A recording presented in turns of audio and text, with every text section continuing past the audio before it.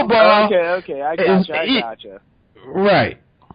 So I always like a little bit of drama. So where would I see some drama if I'm out people watching? What could I expect some beer lovers to kind of clash over? Not Your Father's root beer, the hard root beer. That has been the point of many heated topics of conversation. And the main dispute there is it a beer? You know, is it actually a beer, or is it Mike's Hard Lemonade for, soda pop, for root beer? Exactly. Yeah. And you know what? I mean, it's our number one selling product right now. People love it. It's a hard root beer. It's a very good tasting root beer. It's sweet as a root beer ought to be. And it is a big topic of contention amongst the beer geek world. So I'd say that one. I'd say the Not Your Father's root beer.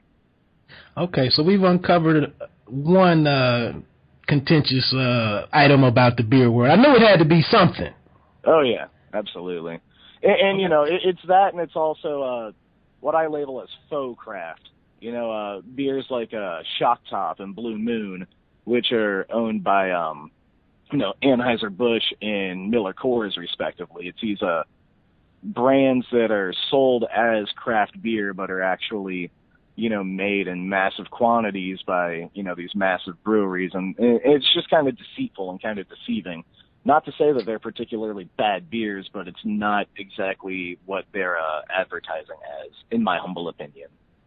I agree, and we kind of spoke about that on our last Hoops and Hops. I was kind of likening the beer world to independent or hip-hop music, and it just seems like even here with maybe like the music scene that was coming out of Seattle back in the 90s, with Anheuser-Busch would be like some of the major labels that kind of went into that Seattle scene and tried to sign some of those guys because they were doing great business at the time. They were very popular. So Blue Moon is like the Nirvana of the beer world. Is that kind of what you're hinting around at? Right. In a, I guess if you can make that leap, but that's kind of where I was going with my thought. Right, so it was interesting that you mentioned that some of these guys, some of the brands will probably fall out just due to the strongest surviving. Along with this current boom, I mean, what is something that we can look forward to? I mean, I've just, like I said, a friend introduced me to an IPA maybe a year and a half ago, and it totally changed my world and, the beers that I've enjoyed moving forward. And, I don't like things to change so swiftly. So what's out there on the horizon for the craft beer world? Well, I will say that we're starting to see a lot of influx of breweries making sour beers in a bit of a non-traditional way. Normally sour beers made in a traditional fashion are spontaneously fermented, oftentimes aged in oak barrels, and they can take a very, very long time to produce, and thus the price tag goes way up on them. Now, a lot of breweries are starting to kind of expedite that process by making what's called a kettle sour. So basically, they put their bacteria straight there in the kettle, and they ferment it and make a sour beer in, pretty much the same amount of time that any normal beer would be made, and without risk of infecting their entire brew house with infectious bacteria and everything. So I think we're going to see a lot more sours coming out very quickly. I mean, even locally, I know Lock 27, they had I believe it was a Berliner Weiss that they made in that style, and it was fantastic. It was arguably the best beer I've had out of that brewery.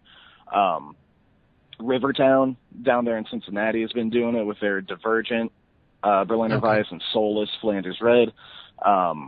So I see a lot of that happening, as well as in the IPA world. Every hop farm is always coming out with a new experimental hop to kind of push the boundary of hop flavors. So IPA is currently kind of the king of the ring in the craft beer world, the most popular style. I don't see that fading away anytime soon, especially with all the possibility for new flavors from, new product, new hops coming out. So that's what I keep my eyes on, sours and IPAs to continue to evolve. All right, I haven't had a chance to taste the sour, but before the next time we talk, I will make sure to do so. Now, one mystery you can help solve for me, because I am a big fan of the IPAs.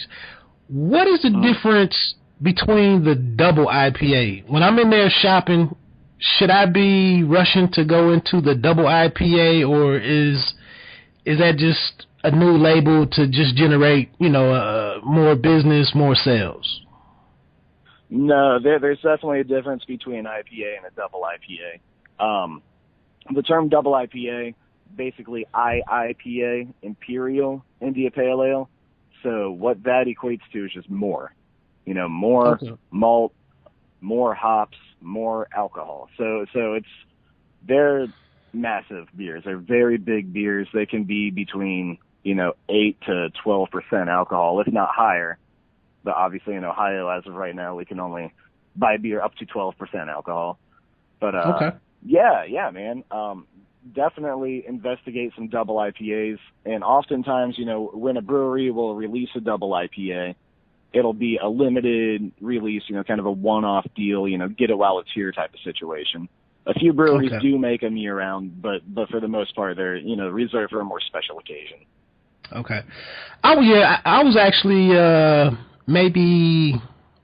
think it was maybe the end of 2013. I was out at another local bar and grill, and they had one. They had a double IPA, which was like a special release. It had this really long name, but I think it was from Lagunitas. And that was one of the better ones that I've had. And it was like a double agent 00 or a special agent 00. It had this really long name. And but that was one of the better. Say again? I said it was probably an undercover investigation shutdown. That sounds a little familiar. Okay. But it was one of the better beers that I've had, and it's just like I haven't been able to find it since.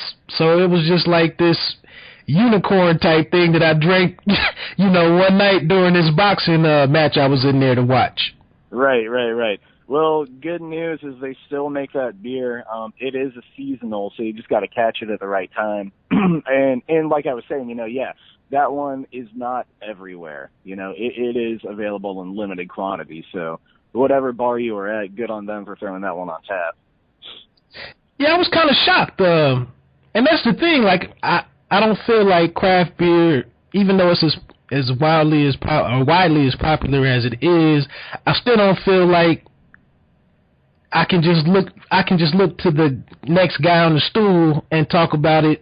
It just doesn't seem to be that popular. Like, you kind of have to look around a little bit to find somebody that speaks the same language as you in terms of the craft beer world.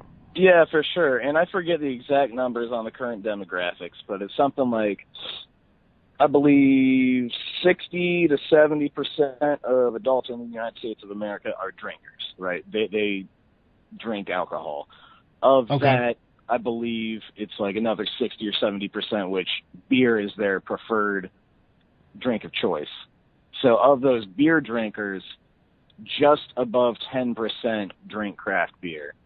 So the other 90% of beer drinkers are still, drinking, Bud, Miller, Coors. Not that there's anything wrong with that, but you're right, so you got basically a 1 out of 10 shot and ponying up at a bar and having a good craft beer conversation with somebody.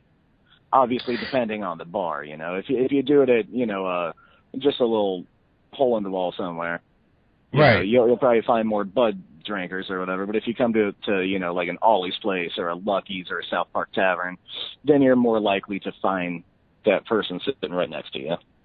Right. I have had to kind of rein myself in and check myself, because now, if I am having an event at the house, watching a fight or it's a big game, I have to be softer, on my facial expressions, I guess, when somebody does bring some beer and they're not one of my friends who've kind of been a little more enlightened. So that's something that I need to work on. It's easy to be a beer snob, man. It's really exactly. Like, I didn't even know it. But hey, Gus, before we get on out of here, just for anybody that might be listening locally, What's some, I don't know if you want to call it your top three or your favorites or the best or whatever. I know you don't want to offend anybody.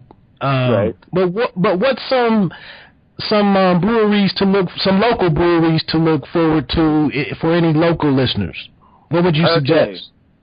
So there's a lot of good brewers in Dayton. There are 5 in particular that I think are making. And one of them might not even count because he doesn't have his own brewery. He's a gypsy. So those 5, the gypsy brewer would be Noah in particular. He basically goes around the United States of America and brews beer on different people's systems, packages it, and then sells it. But he is based out of Dayton. So I'd say Noah in particular. Okay. And then I'd say Toxic Brewing Company downtown. They've I'll be honest, I thought they had a bit of a shaky start, but they have turned that place around, and they're making some of the best beer in Dayton now. Obviously, Warped Wing Brewing Company is killing it. They've got a very consistent product. They're the only brewery in Dayton right now that sells package, bottles or cans. Okay. I'd say Fifth Street Brew Pub, fantastic food, awesome brewer, awesome beers, lots of creative stuff. And then finally, who I think is making the best beer in Dayton is Yellow Springs Brewing Company. Those guys they have a lot of fun out there. They do a lot of cool styles. In particular, their saisons, their hoppy beers are great, and they have a really nice barrel age project. So I'd say look out for those 5 if you're in town. Okay, I've heard good things about this Yellow Springs Brewing Company. Oh yeah, absolutely. They're proper hippies out there in Yellow Springs, just brewing the beer that they want to brew, having a lot of fun with it. I think the best beer I've had from them was part of their barrel age project. They make a saison called Captain Stardust, which by itself was a fantastic beer, but then they went the extra mile and aged it in gin barrels from Columbus. So it was a gin barrel aged saison, and that was one of the most unique things I've ever tasted, and it works so well. Yeah, I might have to check into that. I was pretty. I know some people haven't been too big on the Kentucky bourbon. That I can't remember the name of the beer, but I guess it's beer that's aged in bourbon barrels. Yep, from Alltech in Lexington. It's their Kentucky Bourbon Barrel Ale. Okay, yeah, I thought that one was pretty decent when I tried it. Yeah, and you know what? That's one of those big kind of gateway beers that we sell a ton of it. Everybody sells a ton of it. A lot of people love it, and that's one of the beers that I think is really raising a lot of eyebrows from, that Bud Miller Coors sect of people. Then they taste that, and then they say, hey, wait a second, this is beer too, but it's got a lot of flavor. There's a lot going on in there. It is a little pricey, though. It ain't cheap. That's right. It's what, a $12 4-pack, I think? Yeah. No, go ahead. Oh, no, I was getting ready to change the subject. Just kind of my last Ollie's question. I know it seems like across America, it seems like different cities have tried to drive foot traffic and consumers and patrons and everything to the downtown areas, especially if they have a river or a body of water around. Was there any thoughts with Ollie's going out to Centerville, which is a great area, for nightlife and for getting, having a night out on the town? But do you guys, was there any thoughts on, being in Centerville versus maybe trying to take advantage of some of the movement for more people returning to downtown Dayton? Right, and actually we were looking downtown for a very long time. I absolutely love the city of Dayton. I take a lot of pride in this place and the ridiculous amount of potential that's in the city. However, the reason that we decided to go with Centerville was we saw a need out there. When we started writing the business plan and everything, almost a year and a half ago, there really wasn't too much good beer in that part of town. You had the Poorhouse, which are still alive and kicking and healthy, and they've got a really nice beer selection. Okay. And you've got Archers and Lock 27. But beyond that, there really wasn't too much in the vein of good craft beer bars out there. So we said, hey, why don't we, give it a shot over there? And it's worked out so far. And now we got some really good neighbors down the street. Chappie's opened up their second location recently, and they're doing very well. A lot of respect for those guys at Chappie's. And